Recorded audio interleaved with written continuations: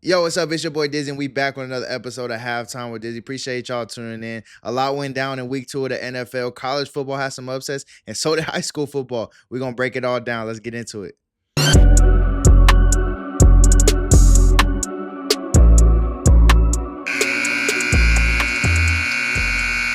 I hope y'all had a good week, man, cause mine didn't go so great. You know what I'm saying? Before we get into the game plan, I'm gonna break down how last week went, man. It was really, oh man, you know what?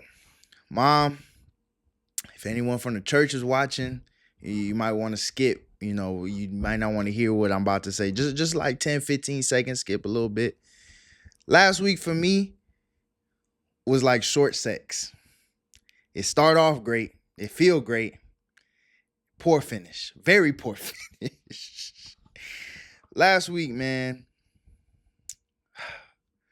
like I said, started off great. Tuesday, I went to go see NBA YoungBoy, Crypto.com Arena. It was fantastic. It was amazing. I mean, I've been a fan of YoungBoy since I was 14 years old. It's a long time in the making. And to see him on that stage performing all them songs, he got the damn million songs. He somehow figured out a way to pick the best songs to perform. It was crazy. It was a great night. Uh, and let me tell you why it meant so much to me, all right? He was out here in 2020. Back in 2020, Young Boy came out here to perform. That was the last time he was on tour. He wasn't as big an artist as he is now. And I really wanted to go see him. I'd already been listening to him for a couple of years. I really wanted to go see him. And unfortunately, my parents taught us this rule from when we were little kids. When you commit to something, you gotta see it all the way through. Well, when it comes to playing sports, if you say you're gonna play for this team, you're gonna play for them the whole way through. Whether I don't care if you're the only person at practice at the games, you gonna show up. So instead of going to the Young Boy concert, I went to a 7-on-7 tournament to play for this team, which I will not name at the moment. But we fucking sucked. We sucked. We never won a game. And I went out to that tournament. I think it was out of state, actually. Went to the tournament. We got our asses whooped. And I'm just thinking, damn, I came out here and got my ass whooped when I could have been out listening to Young Boy at his show. You know, he was at like the House of Blues. I probably could have been up close if I wanted to, you know, all that stuff. And then I start looking around. I start thinking, and I noticed one of my teammates ain't there. One of my teammates that was supposed to be at the tournament wasn't there. Good friend of mine. Goes by the name of Brian Nichols. I'm like, where the hell Nichols at? I go check his Snapchat. He right there watching fucking Young Boy. I was hot. I was hot. And to this day, I'm still mad that I again didn't go see Young Boy that day. Fast forward earlier this year, he gets out of jail. And that was part of it too. I feel like I had missed out on a golden opportunity because after that, COVID hit, Young Boy in and out of jail.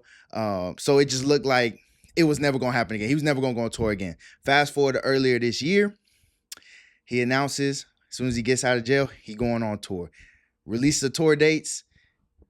LA's right there on September, what was it? September 9th last week. Um, and so like I gotta go. I gotta go. There's no ifs, ands, or buts about it. I gotta be there. And when he released the tickets, I bought tickets that morning and I was there and I'm so happy that I was. So that was the start of my week last week, Tuesday, right? We get to Friday, all right? I get the day off. I'm like, okay, we're feeling good. I get to go watch my beloved Bishop of my Lancers play. And if you don't know, most of y'all know, pretty much all of y'all know that watch. But if you don't know, I'm at every Amat game because my brother is on the team, okay, Justin. So that's why I'm not just some crazy alumni that can't let it go, all right? Like some of these other dudes, all right? I'm there for a reason. And, you know, but they are my alumni. So I'm excited and I'm excited to see them in this new era. And I'm like, okay, you know, I'm gonna pull up and watch them play Vista Marietta. And let me tell you this. Back to my playing days, I gauge how a game's gonna go and how a team is on the warm-ups. That like I don't know what it is, but like I've always been that way. I look at the size, I look at the energy, I look at the plays they running and practicing in the warm. I look at all of that and I determine, okay, either this team cool or this team we should beat their ass. Okay, even back to my playing days in college with my boys at Rocky. When we stepped on the field with Northern, and while we warmed up and I watched them warm up, I'm over there clapping. I'm like, yeah, we about to tap that ass. We last year when we stepped on the field with Southern Oregon, it was a little more quiet because I knew it was gonna be a long day, and that it was. I think they dropped 50 on us. It was bad. It was bad. But we get there, and I didn't know much about Vista Marietta prior, and so I'm watching both teams warm up, and I'm looking at Vista Marietta. I'm like, they don't really have crazy size. They don't seem to have the craziest of athletes. Even the little practice plays I saw them running, guys was dropping the ball. So I'm like, cool, like Amat should handle their business. And Amat proceeds to get their ass whooped. Okay, so and I'm gonna get into that in a little bit. But that really upset me. All right, that really made me mad to see my alma mater, my brother's team, because us Clintons, we not too fond of losing. All right, we do not take that lightly, and to see them lose to a team that they shouldn't have, it really got on my nerves. But it was all good. Next morning, got over it. It was Saturday, and I go to work. I'm doing my job at work. I'm watching my Battling Bears play. They lose, so that was a rough start to the Saturday. And then I'm still feeling good though. I'm still feeling good because I'm like, okay, my favorite boxer, Canelo Alvarez, tonight, Saturday night, he fights. I'm gonna watch him. He gonna win. It's gonna be a good time. I'm gonna have a little drink, good food, all this stuff, right? He got his fucking ass whooped. Oh my God, he got his ass whooped by Terrence Bud Crawford, a guy who was coming up 2 weight classes, never fought at that weight class, fought for all the belts, and Crawford whooped his ass. All right, and if you don't know, if you couldn't tell, boxing's my second favorite sport. All right, it's football and then there's boxing. When football is not in season, when it's the off season, I pay attention to boxing as much as I pay attention to football during the season. Like, I'm really into boxing. I started getting into it during COVID. But really like the last year or two, like I really, really into it, like reading stuff, watching content creators, all that type of stuff, really learning about the sport. And my favorite two boxers in the world are Gervonta Davis and Canelo Alvarez. And Canelo got his ass whooped. And this is how I felt watching that fight.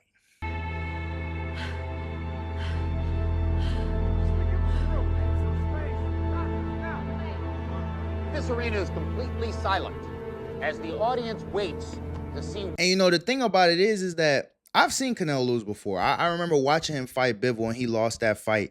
And it didn't look as bad as when he fought Crawford this past weekend. But it wasn't hard to stomach the fact that Canelo lost. Because like I said, I've seen him lose before. The part that was getting me was all y'all motherfuckers that all of a sudden are Terrence Bud Crawford fans, and all of a sudden you love Terrence Bud Crawford. And I ain't never seen you post. I ain't never seen you throw no party to watch him fight. Nothing. I don't even think y'all motherfuckers knew his name prior to him fighting Canelo. And all of a sudden, everybody loved Terrence Crawford. Oh my God, he's the greatest ever. Shut up. Come on, bro. That was pissing me off on Saturday and really got on my nerves. People calling me, texting me, DMing me. I'm going on everybody's Instagram, and all their Instagram stories is all about Terrence Crawford and he's the GOAT. Y'all motherfuckers did not know who Terrence Crawford was prior to this fight. Stop. There's only one person that I know that watched Bud and has been a fan of Bud Crawford for a long time, and that's the mailman. All right, my uncle Antoine. That's the only one I know that has been a Terrence Bud Crawford fan. Everybody else, I've never heard anybody ever mention Terrence Bud Crawford prior to this past weekend, other than the mailman. And all of a sudden, there's all these Terrence Bud Crawford. Y'all pissed me the fuck off. Y'all pissed me the fuck off. Okay, remember last week when I said top 5 of annoying niggas? Throw them on the list. All of y'all that all of a sudden are Terrence Bud Crawford fans, y'all on the list too. And y'all get on my damn nerves and make me sick to my stomach. Okay, so I'm getting pissed off now. So you could tell how pissed I was on Saturday night, right? Pissed. Went to bed angry. Sunday comes, all right. I get to work, the last day's over. All right, I get to watch some football. Cool. And I'm watching this game in particular at work, and I'm starting to smile a little bit and thinking to myself, if this team wins, it'll salvage all of this. All right, I will. It'll be a great weekend, a great week. I'll just be happy with life. And then Russell fucking Wilson throws a fucking interception in overtime, and the Cowboys go on to win. Just complete cherry on top to the shittiest weekend I've ever had in my 22 fucking years of living. After having the greatest experience in my 22 years of living, going to see NBA YoungBoy in concert, I have the crappiest weekend in my 22 years of life. Amat loses, Canelo loses, Rocky loses, Cowboys fucking win. God awful weekend. And I say all that to say, I hope that you guys, because this ain't just about me. All right. I digress. I hope you guys had a good week and a good weekend. All right, let's get into the gameplay for this episode, man. We got the halftime headlines. If you couldn't tell, I'm fired up about my Amat Lancers, and I'm gonna give them a bit of a pep talk as I recap their game with Vista Marietta last week. You know, I had a tough weekend, but I got to gloat a little bit. I told you so when it came to Clemson. We're going to talk about their loss to Georgia Tech a little bit. And then we got a top 5. I got to rank the best teams through 2 weeks in the NFL. We got a flag on the play segment. We got He's Diffy. Predictions are back. I'm not excited to do no predictions. I can't lie to you.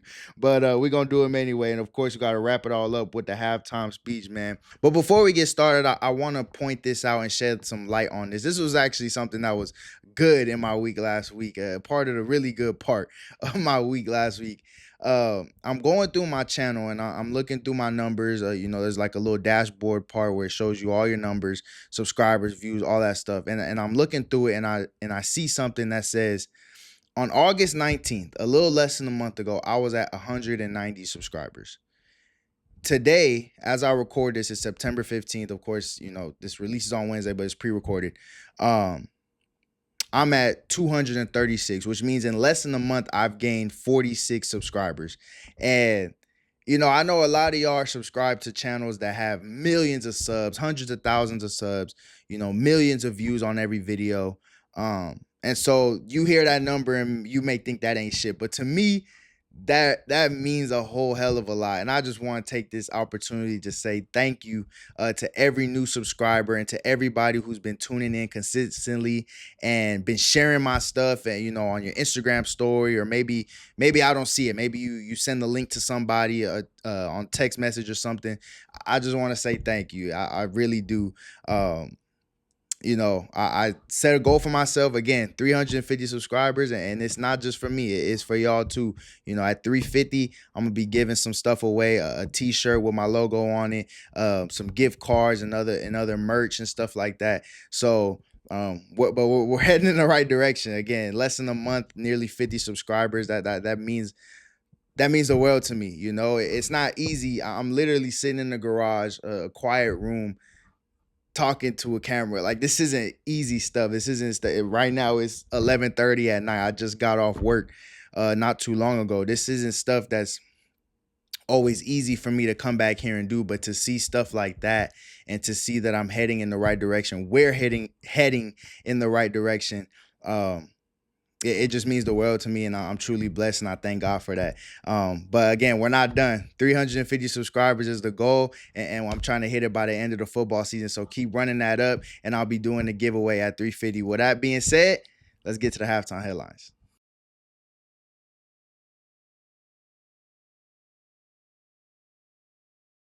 Like I said, it was a rough weekend for Bishop Amat and its fans, man. Went down to Vista Marietta, took a 29-10 loss, and the score doesn't really tell the whole story. It felt, watching the game, it felt worse than that, but that was the final score, and the Lancers fall to 2-2. And coming into the season, man, there was a lot of hype, a lot of excitement, and rightfully so. Corey Minor takes over as a head coach. Obviously, he's a legend at Amat, one of the best players to ever come out the Valley, balled at Notre Dame, played in the NFL. So he comes in and he brings in a staff that has nothing but NFL and college experience. So obviously there's going to be a lot of hype, right? Obviously there's going to be a lot of excitement coming into the year. And it seems like that train of hype and excitement has really come to a screeching halt after the Lancers took their second L of the season in just week 4. And I just want to give my thoughts on the team as a whole because, this past game, there's not much to really recap. There's not much to talk about in terms of scheme and what one team did, schematically that the other team didn't. This isn't about any of that. This is about the guys on the field, and at the end of the day, I mentioned the coaches, the great coaches they have, and Corey Minor, Chris Riggs, Jason Harris, Sheldon Price, the list goes on and on. One thing those men can't do, they can't put their helmet on, they can't put them shoulder pads on, and they can't go out there and play for the Bishop Amat Lancers. I know Coach Minor be very tempted to the way he run around and the way that energy that he has day in and day out. But at the end of the day, those days are long gone, and I mean long gone. Okay. But in all seriousness, man, I've walked away from both losses that Bishop Amat has taken, saying that the team on the other side was more physical. They wanted it more, had more heart, was more disciplined. When I say they're more disciplined, that means they had less penalties, less mental lapses, less negative plays that hurt themselves. And it's very alarming to me. And these are things that have nothing to do with talent. Don't even really have much to do with coaching, because at the end of the day, wanting it more than your opponent, that is not something that can be coached. You can't coach nobody to want it more than the guy in front of you. That's just something that comes from within. And when I look at this Bishop Amat squad, it's disappointing to see that they're losing to teams less talented than them strictly because they don't want it as much as the team that they're facing. And at the end of the day, it comes down to this. And this is my challenge to the guys on the team, if any of them are watching. Be motivated and be led by someone not named Corey Minor, not named Chris Riggs, not named Jason Harris, Sheldon Price, Coach Diffy, whoever. Here's what I mean by that. My college coach used to say, good teams are led by coaches, great teams are led by players. When I go out on that field and watch y'all practice, when I go out and when I sit in the stands, when I watch y'all play, I don't see a leader. I don't see a guy that is rallying everyone around him and saying, hey, this is the standard and this is where everybody needs to play. Everyone needs to match this intensity. When I looked at Oak Hills, they had a leader out there. When I looked at Vista Marietta, they had a leader out there. And no disrespect to Vista Marietta, but not one guy on that team is as talented or more talented than any one of Amat's top guys. But they had that leadership and they had that mindset of, I want it more. You're not going to take this from me. I want it more. Hell, they didn't even have a wide variety of plays because they didn't have the personnel. Like, they didn't have the personnel to run anything creative. But they wanted it more. And that's the disappointing part in watching these losses and watching these games. If I know you give it your all and you busted your ass to get the victory and you come up short, hey, it was a great game. It was a great try. You come up short. Somebody has to lose. We'll bounce back. But it's when I walk away and say, damn, like, did they really give it their all? That's the problem. And when there's not a leader that's questioning the same thing and telling the guys, hey, I know we homies and all, but you playing like shit. You need to step it up. When you don't have that on a team, that's a problem. And that is going to cause you to lose games every single time. Good teams are led by coaches. Great teams are led by players. And I need to see a leader going into this next week against Upland, because you're getting ready to face a league that has teams better than St. Paul, has teams better than Oak Hills, has teams better than Valencia, Vista Marietta, Upland. I mean, Sierra Canyon's in this league, and in 3 games, they've let up 1 touchdown. Through 3 games, they let up 1 touchdown and hung up 60 on the guys that they've played. Sarah is always talented, always sending out D1 guys, top to bottom. It's time. The time is now. The time to turn things around and the time to get things going, it is now. I know you guys are gonna have a couple guys come back and be ready to play for league because of the whole transfer sitting out. But in terms of personnel, this is about as good as it's gonna get. This ain't the NFL where you can go grab a free agent, go make a try. I know the high school seems to be trending that way every year, but you can't change who you have. But in a way, you got to change who you have in terms of y'all got to change y'all mindset and y'all got to start becoming some dogs. All y'all say y'all dogs when it comes to these, Instagram posts and all this stuff. I got to start seeing it, man. I think that at the end of the day, this team is too talented and has too great of a coaching staff to be falling short to teams that aren't as good as y'all. That's just the bottom line. And going into league, I think that Amat needs to make this change. I think the guys on the team really need to step up and again rally everyone up and say, look, we're not playing to the standard right now. Even the Valencia game, another one of my coaches from back in the day, I'm not gonna say his name because I didn't agree with everything he said, but he used to say this, and this is one of the only things I agreed with that he said. He would say, winning masks flaws, okay? Which means you win and you think, oh, we're good because we won. But that's not necessarily the case. I want to know if there was somebody after that Valencia game who, just like Vista Marietta, was not a talented team. I want to know if anyone after that game said, hey, this was not good enough, or said, hey, we won, let's move on. Hey, we're good because we won. Again, I don't know. I want to say this too. Like I said, I have a brother on the team, and I don't go to him asking for inside information or anything like that. I what happens in the locker room and the coach's office, practice field, all that stuff, that stays there. You know what I'm saying? At the end of the day, if they want me to know something and they want me to say something, they'll tell me. But this isn't one of those instances. This is just me saying what I feel and what I see when I'm watching, this team practice, this team play. And at the end of the day, this team has the pieces. This team can go out and win a league championship and make a playoff run. But again, it's going to come down to that heart.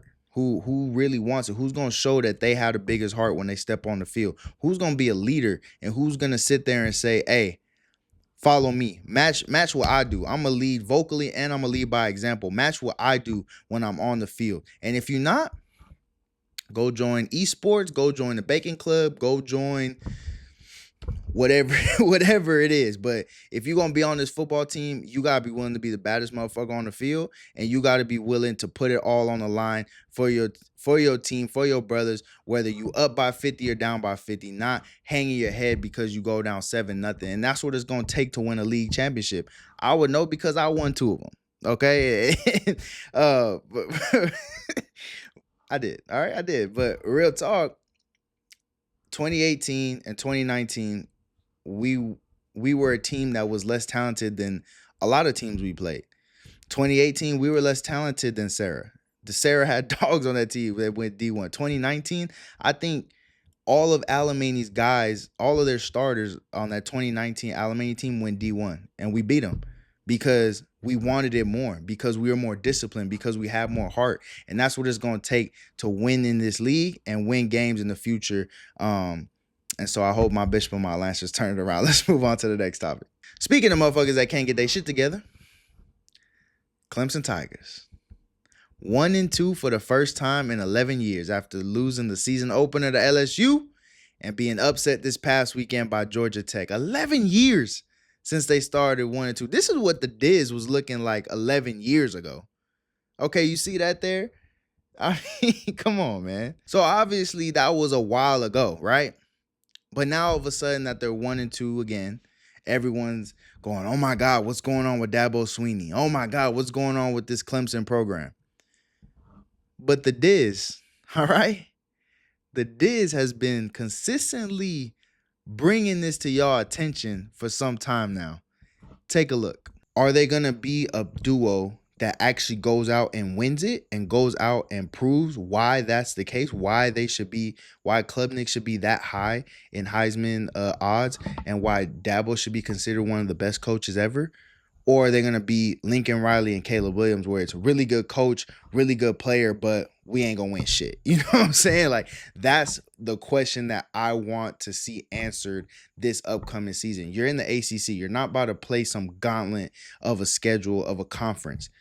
You're going to be in the playoffs. Are you going to get over the hump? Right now, you open as the fourth best team in the country. Are you going to get over the hump? Or are we going to be looking at you as another wasted season? That was me 3 weeks ago. Not good enough? Okay. Here's the Diz a year ago. Number 14 ranked Clemson's going to head to number 1 Georgia. To me, it's Kirby versus Dabo Swinney. And Kirby's been a guy who's had his hands on people's throats for the last few years, and Dabo's a guy who ain't done much in the last couple of years. So I'm going to take Kirby Smart. Oh, you still think I'm bullshitting? Here's me 2 years ago. The Dabo dynasty is getting ready to fall. Yeah, I said it. The Dabo dynasty over at Clemson is falling. And when I say that, I don't necessarily mean Dabo is going to get fired or they're going to move on from Dabo, nothing like that. What I mean by that is we've associated Dabo with dominance, Clemson with dominance. They go undefeated, go to the national championship, all those things. We haven't seen that. We haven't seen that since Trevor Lawrence left. I think the decline is beginning, and whether it's now, whether it's later, change might happen. Change needs to happen in order for them to turn this around. They got to get some more guys in there, but like I said, the Dabo dynasty is falling. So what's going on with Clemson? To me, the answer is another question. Why don't people want to play for Clemson? Why don't the top recruits want to go play for Dabo Swinney? Since 2019, the last time they were in the college football championship, they've had a top 5 recruiting class twice. This past year, the 2025 class, they ranked outside the top 25 in terms of who they brought in. They had 3 ACC teams ahead of them: Miami, Florida State, Georgia Tech. In terms of the 2026 recruiting class, as we currently stand, they're outside the top 10, and they have Miami and Florida State ahead of them, which means essentially Clemson's kind of staying the same, and all the other teams in the ACC are catching up. Now, look, I've said all these things about Dabo, but I'm not calling for the man to be fired. I don't believe right now he should be fired. He's a national champion.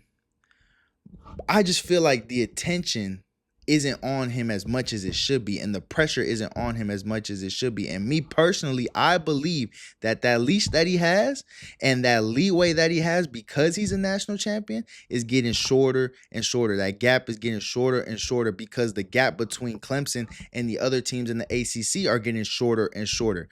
Clemson no longer looks like the powerhouse of the ACC. You saw SMU on their ass last year. You see Miami is ranked in the top 5. Florida State is ranked. Georgia Tech knocked them off. They're no longer looking like the powerhouse of the ACC. And oftentimes when that happens, some movement starts to be made within the coaching staff, and head coaches usually end up in the unemployment line. But let me know what y'all think about Clemson, if you think Dabo Swinney can get it turned around, or if it's time for a new face. Let's move on to the next topic. Top 5. If you got a problem, take it up with my butt. He's the only one that gives a crap. Today, I'm going to be going over the top 5 NFL teams, in my opinion, after 2 weeks. I ain't gonna lie. The top 3 are kind of solidified. The 3 teams at the top are kind of solidified, and you probably already have them at the top of your head already.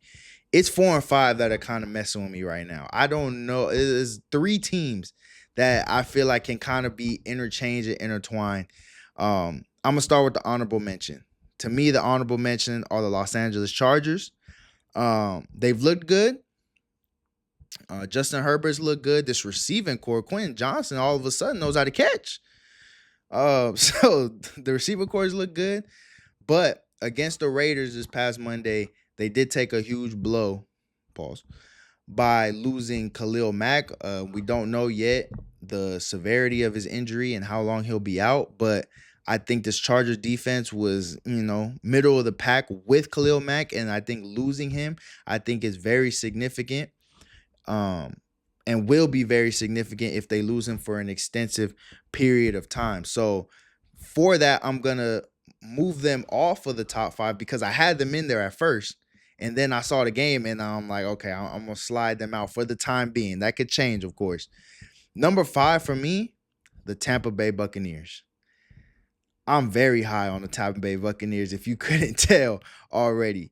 Baker Mayfield, absolute gunslinger. Emeka Ibuka, my pick for offensive rookie of the year. Bucky Irvin looked good. Rashad White has resurrected and is looking good running the ball. Mike Evans still looks good. This defense looks good and had CJ Stroud flustered this past Monday. And it's one thing for me to point all those things out and for, a team to go, win in a blowout fashion or anything like or something like that.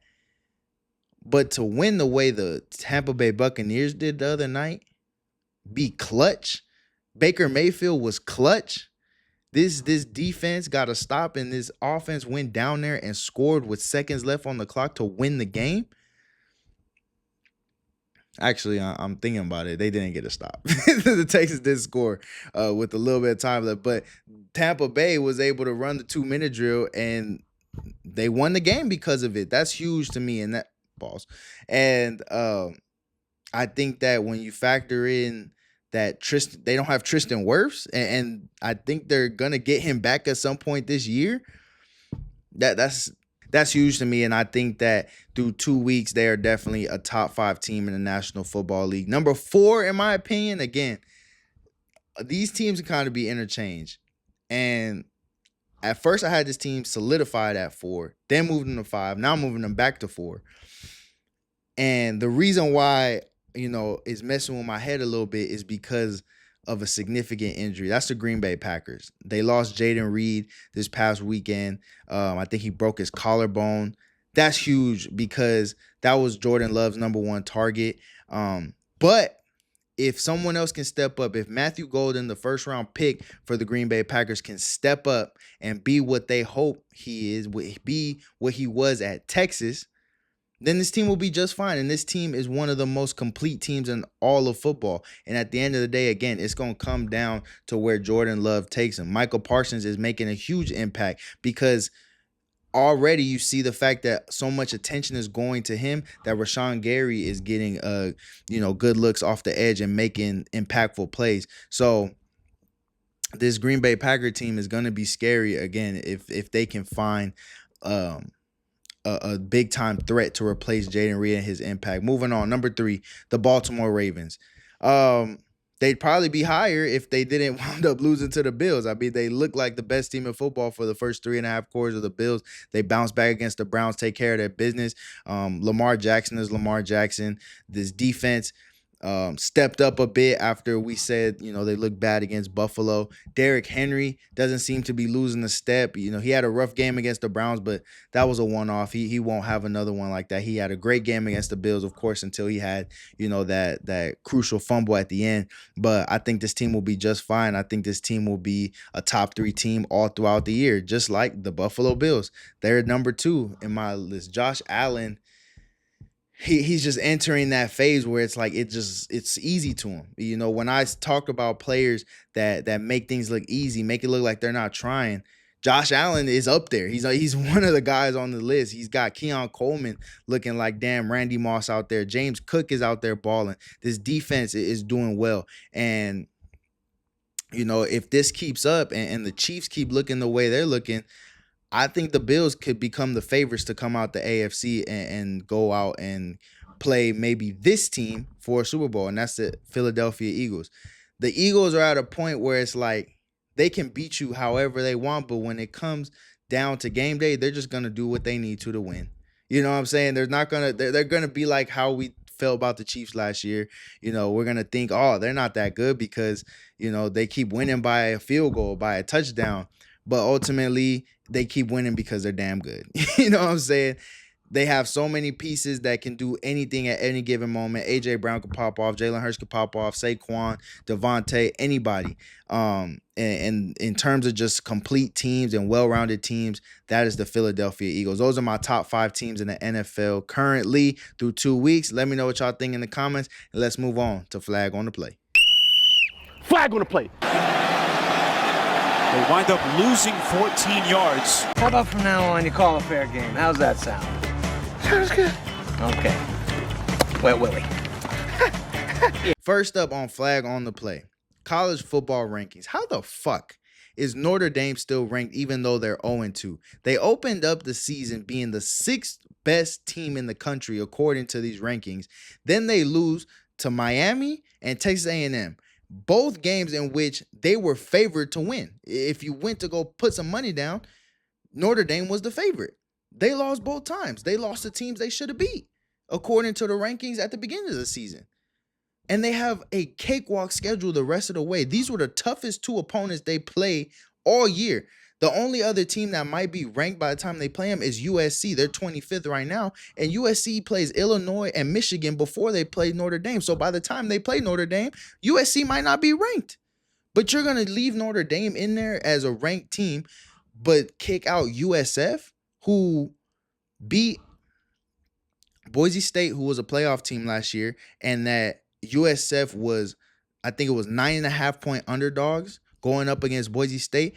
USF whooped that ass. Then they beat Florida, who was ranked, and I think Florida were favored by like 11.5 points to beat USF. They tapped that ass, but because they lose to the 5th ranked Miami Hurricanes, you're going to bump them out the top 5. They at least have 2 wins. How many wins Notre Dame got? They got none. So to the people that put the college rankings together, get your shit together. All right, let's move on to the next thing. To win games, you have to win the game, not lose the game, honestly. And that is how you lose the game. I've never felt entitled to this position, and it's very important for me to spend all of my waking hours worrying about exactly how to do my job and all the residual effects of that there's a lot of people affected. So yeah, I won't spend one moment thinking about all the things that I don't know, people whatever people want me to think about, I'm thinking about this team and the Buffalo Bills here after I get done with this podium. Yeah. I'm just as confused as you are, okay? And there ain't much to say about this one. Look at this man's face. Look at his posture. Look at his body language. Look at his energy, the way that he, his eye contact. Look at all that stuff. It's simply the look of a man who knows he's about to get fired. And that's just about it. Speaking of getting fired, next on Flag on the Play, UCLA parts ways with Deshaun Foster after UCLA has the worst start to their season that I've ever seen in my 22 years of living. Lose to Utah, New Mexico, and UNLV. What the fuck, okay?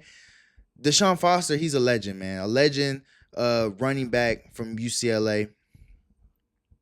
And I had high hopes. A black man, of course. And so to see him get fired, all I got to say is good. Let's move on to the next thing, man. Cowboy fans. Good God, have mercy. Have mercy, good God. Like I said, helped ruin my weekend by winning. And only Cowboy fans can find a way to cheer and be annoying after letting up almost 40 points to Russell Wilson, okay? Let me show you what my friend Ryan, a good friend of mine, a Cowboy fan, let me show you what he texted me after they beat the Giants this past weekend, okay? You see it right there. It says, Cowboys offense looking scary, playoff bound. And you see my reaction. Oh, Lord. I said, that defense looks scared, man. He said, only thing scared is Jerry's dementia, which that was pretty funny, okay? But then he texted me, Cowboys got Clowney. oh yeah, it's raps. The league is in trouble. I mean, come the fuck on, man. All y'all Cowboy fans, y'all wonder why people don't like y'all and people hate on y'all and want to see the Cowboys lose. That is why. And I want to say this about the Dallas Cowboys, okay? The Cowboys are going to be 2025's version, the NFC version of the Cincinnati Bengals in 2024, okay? Dak Prescott's numbers going to be looking crazy. George Pickens, CD Lamb, they about to look like the next great wide receiver duo. Hell, even this run game, after years of trying to get it going, this run game is looking good and is going to look good throughout the year. But this defense is god-awful. Just awful. Letting up almost 40 points to Russell Wilson. I mean, this defense can't get a stop. You trying to get a stop with this defense is like trying to stop the rain with an umbrella that got holes in it. It ain't happening, okay? And everybody seems to see that except for Cowboy fans. And y'all wonder why nobody like y'all. And everybody want to see y'all lose. And I'm telling you, you're going to lose to teams that have the firepower offensively and also a good enough defense to stop Dak Prescott and CeeDee Lamb and George Pickens in that run game, at least enough for their offense to score points and win the game. So you're going to lose to teams like, let me see the teams on y'all schedule. Let me see.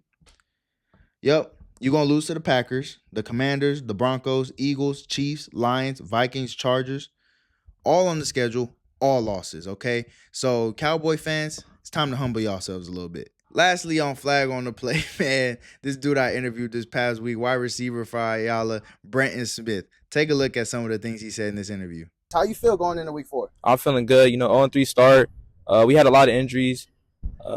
Quarterback messed up, O-line messed up. But I feel like, Villa Park, they're not as good as they used to be from what I'm seeing on film. And I feel like, we really have a chance to go out and get the win. Yeah, you touched on it a little bit. A 0-3 start, obviously not the start you guys wanted. What are some of the things that have kept you guys from being victorious? Bad play calling. You talked about it a little bit earlier that they might not be as strong as they once were, last year and years prior. What are some things that you're seeing on the film that they do defensively that you're like, oh yeah, I'm gonna expose that tonight? Well, so press coverage, they run press a lot. They got great corners, but I'm a great receiver, so yeah, great versus great. The bubble screens, this game, bubble screens is going to be money this game because, I'm going to be getting bracketed. So just step back, quarterback going to give me the ball, and I'll just do what I do from there. And then the defensive side of the ball, play defense too, safety.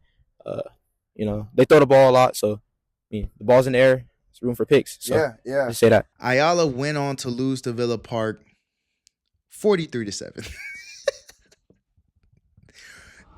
That's all I'm going to say. That's all I'm going to say. Let's move on to He's Diffy. Wide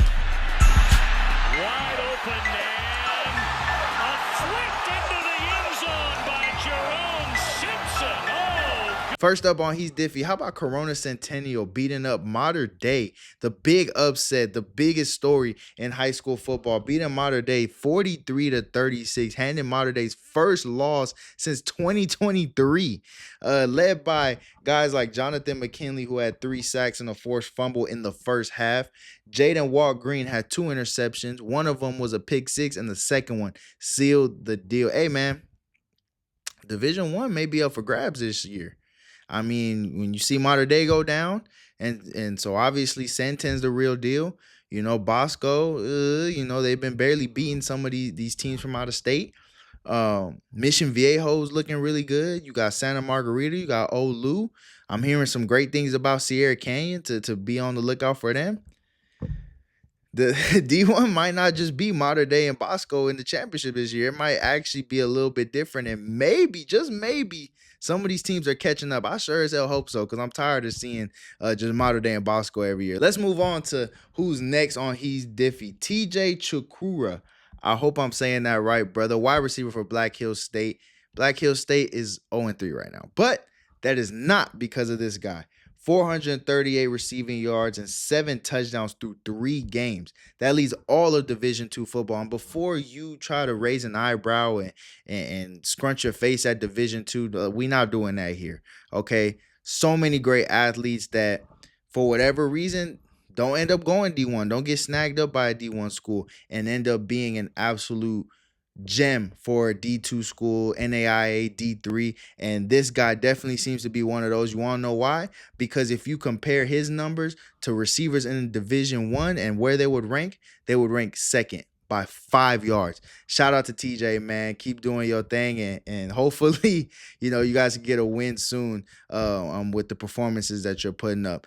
Lastly, on He's Diffy, Daniel Jones, quarterback, Indianapolis Colts, 2-0? 2-0, knocking off the Dolphins and the Broncos. If I would have told you before the season started that Daniel Jones would be the starting quarterback for the Colts and would start off 2-0, beating the Dolphins and the Broncos, you would have called me crazy. I would call myself crazy. Daniel Jones he finding a way. This is the year of not the year, the era of second chances. This is the second chance era. When you talk about Baker Mayfield, Sam Darnold, Geno Smith, and now Daniel Jones, it seems like, hey, I guess all you got to do is draft a quarterback high, have them not be shit for your team, and then the second team that picks him up, the third team that picks him up, that's when he's going to be good. That's everybody for He's Diffy. Again, man, if you know someone that made a crazy play or has a crazy stat line, let me know and I'll shout them out here on He's Diffy. Let's get into some predictions. One thing.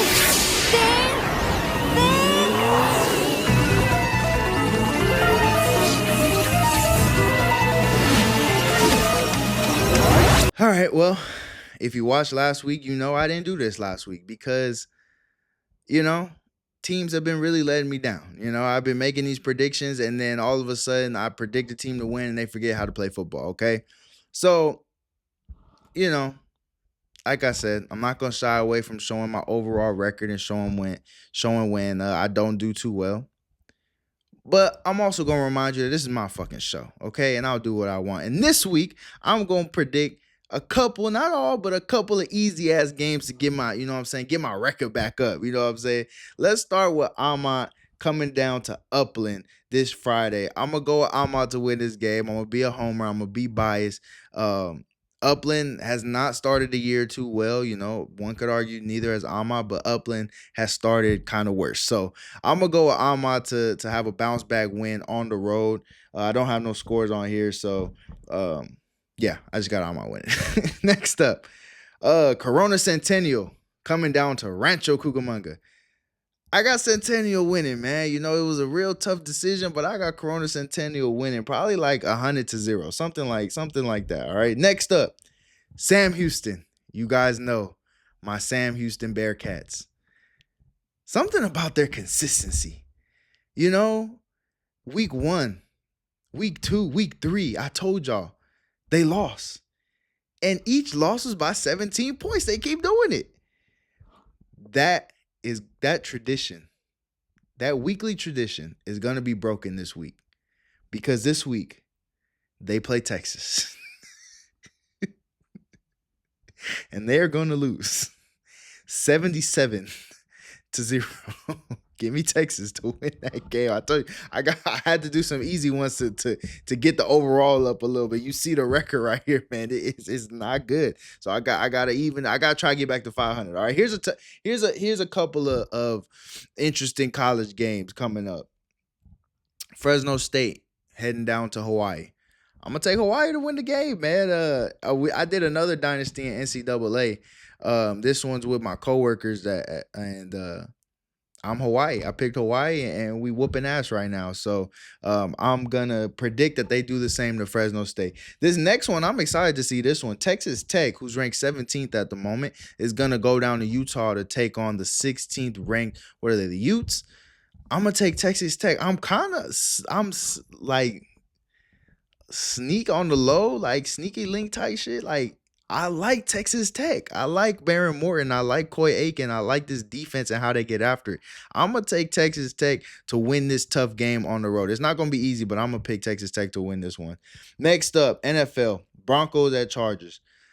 I mean, one team's looked good to start the year, one team hasn't. Chargers have looked good. The Broncos have not.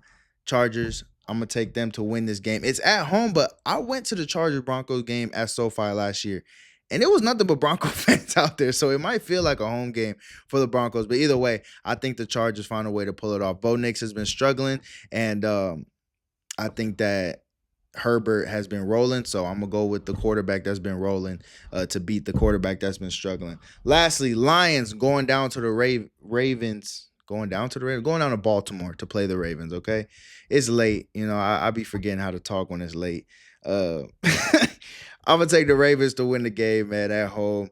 I think that watching them play last week, and again, part of my job is to also listen to the press conference afterwards, and the defense for Baltimore was pretty embarrassed that week 1 matchup with the Bills went the way it did. And I just think that they're determined to not let a team do that to them ever again. And I don't think Detroit will be able to. I think it's going to look a lot like Detroit's game against Green Bay. I think they're going to run into a team that is just as well-rounded, maybe even more well-rounded, and may expose them a little bit. I got the Ravens winning this game at home. Those are my predictions for the weekend. Let me know if you agree. If you disagree, let me know what games you're going to be watching closely this weekend, and let's get into the halftime speech. The Cinderella story is over, man. Right? They're fighting for clicks. We're fighting for wins. There's a difference. Right? There's a difference. I'm hurt, dog. Don't ask me if I'm all right. Hell no. Joaquin said dominate, and we not doing it. I'm putting my heart in this shit, dog. Let's go, man. Let's go, baby. Let's go. Lord, this one inside your heart and find out who you really are. Make sure you look at your teammate today, and you come out and you give pure hell today. This team ain't ready for us. Let's prove that they ain't ready for us. Oh, get in here. Let's go. Get in here right now. Get in here. Hey, we got 30 minutes for the rest of our lives. 30 minutes for the rest of our lives. Halftime speech, man. Again, this is just a little nugget to help you get through the rest of your day, week, month, year, wherever you are, man, in life. Hopefully this speech will help you push through, just like a head coach will give a speech at halftime to help his team push through the rest of the game. Today, I just want to say, you know, don't take anything for granted. Don't take this life we live for granted. Not everyone gets to, you know, wake up and live another day. So thank God that you are able to. You know, I just think that last week was a reminder that at any moment, you know, we could go. It could be over. And again, this ain't about no politics. This ain't about, you know, what you stand for. Again, I'm leaving all that out of this show, man. I don't even understand that type of stuff, so I'm not even going to talk about it. But, you know, there was examples all throughout the week, you know, school shooting, 9/11, all that stuff.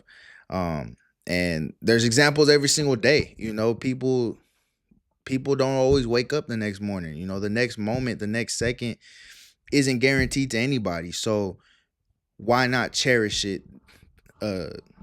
Why not cherish the fact that you have it? Why not love one another while we are here and while we are able to be here with one another? I think at the end of the day, I realized something last week. You know, if the world spent as much time as it does pushing out negative stuff, if we spent that same time pushing out positive stuff and pushing out positivity, think of how great it would be to live on this earth. But again, no matter what, if you woke up today, you blessed, and just cherish every second of it, man. Cherish one another, love one another. Don't go out being assholes to one another. I mean, there's just no point. You know, that's pretty much all I got for the halftime speech, man. Anything else? I will be at Bishop Amat versus Upland this upcoming Friday. I'm gonna try. I think I should be having a pre-game interview with somebody. I think I'm gonna try to get someone from Amat, a coach or a player. So be on the lookout for that. It'll drop Friday. I think that's pretty much all I got. Again, 350 subscribers, I'll be doing a giveaway, giving away a shirt, giving away other merch, gift cards, and that's stuff that comes straight out my pocket. And that shit ain't cheap. All right. You know, I ain't making money from this yet, but again, I want to show how appreciative I am. Again, in less than a month, we gained, you know, almost 50 subscribers. And again, I know, to some of y'all who watch, these crazy YouTubers and content creators with crazy amount of followers and subscribers, that may, that when you hear that number, it may mean nothing, but to me, it means the world. So I really want to say thank you for that. And let's keep doing it. Let's get whatever we did in the last month. Let's keep doing it. Let's keep pushing out this content and pushing up that subscriber count, man. Again, be on the lookout for that pregame interview. I'll have live updates of the Amat and Upland game. So just stay tuned. I have another video for you real soon.